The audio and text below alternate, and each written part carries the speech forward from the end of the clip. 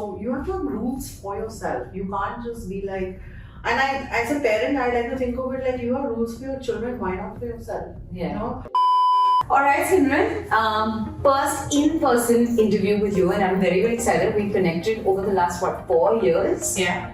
And it's incredible to finally see you, meet you, and of course shoot and record with you. Interesting that you say that. Now let's just see what does Simran eat in a day. What I eat, what I like. Really? You know, I just love it about people who are lean mean machines to say this. It doesn't obviously work for everyone. It works. It works for everyone. Obviously, now if you're going to eat cake whole day, then that's not going to work for you. But the idea is to understand sort of moderation, and that comes from the fact that food is not scarce to us. We are not in a famine state. Like if I want to eat a croissant, I don't need to eat 3 right now. Yeah. I mean, there will be a croissant available tomorrow as well. Yes. You know, if there is laddu lying on the table and there is mithai, I don't need to eat all of them. I can eat some of it later. Mm-hmm. Correct. So it doesn't mean that you have to overeat everything. You want to eat a pizza, doesn't mean you have to eat the whole thing. Have how much you want, a slice, 2, 3 slices. But I think I have rules. I try to stay away from all deep fried food. I won't, so that I won't eat. I will ask for changes if I'm in a restaurant as well. Like I'll say, can you not deep fry it? And it's okay with me if it doesn't taste how I think it will taste, because to me, if everything is deep fried, then you're definitely not a great cook, because that's just how the thing is easy, right? I will have protein in every meal. I will make sure I have a crazy amount of vegetables in every meal to get my fiber intake. The high fiber intake in women has shown to lower risk of breast cancer as well. And of course, it helps your gut, everything, but nobody cares. But yeah, so vegetables in every meal, protein every single meal, a probiotic at least once a day. Those are my sort of standard rules, and drinking enough water. That will stay irrespective of what I eat. So even if I'm eating a pizza, I will make sure there's a salad, or I will go home and eat cucumber if I have to, but I will get my fiber intake. So yeah, so you have to give me more hacks like these, like eat the pizza and then go home and eat a cucumber. No, you can order a salad there as well. I order dressing on the side, because otherwise you're just putting in a crazy amount of oil. But the idea is to add the fiber. These are the sort of standards of health, you know, to add fiber, to add sufficient amount of protein, because all your cells come from it. Plant-based protein works as well. So you have to have rules for yourself. You can't just be like, and as a parent, I like to think of it like you have rules for your children, why not for yourself? You know, you have rules, you have simple rules, right? If you don't do your homework, you can't go for a party. Every mother says this. If you don't do your homework, you can't do, like there's a whole list of conditions that come after if you don't do your homework. Why can't you have that for if you don't work out?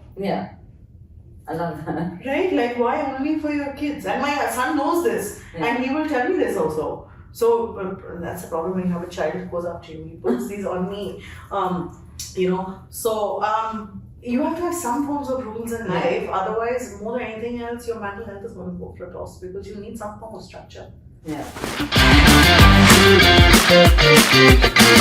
What's the secret to Simran's hair? Oh my God. I'm sure you get it a lot. You got that question a lot. Don't cut it off and it'll keep growing. No, I think the secret 100% comes from. So the thing is that people think it's genetics. Genetics will play a role of how much you have.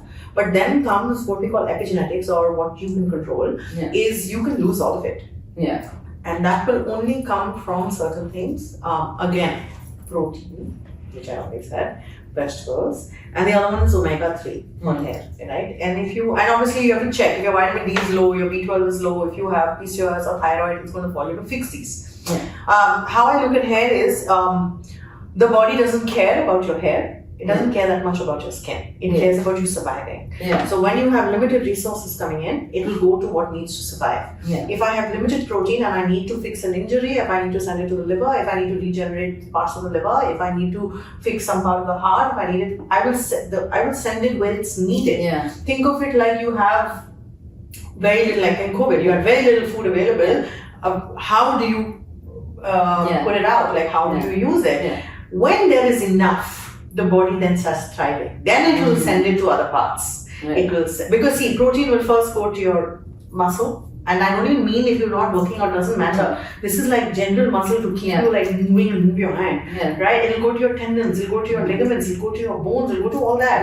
Hair is like the last concern for survival. If you're lost in a forehead, the body doesn't care about hair, right? It cares about that, and it sends it when there is enough. Right. So if you have to move from thriving, from surviving to thriving, basically, and that comes from.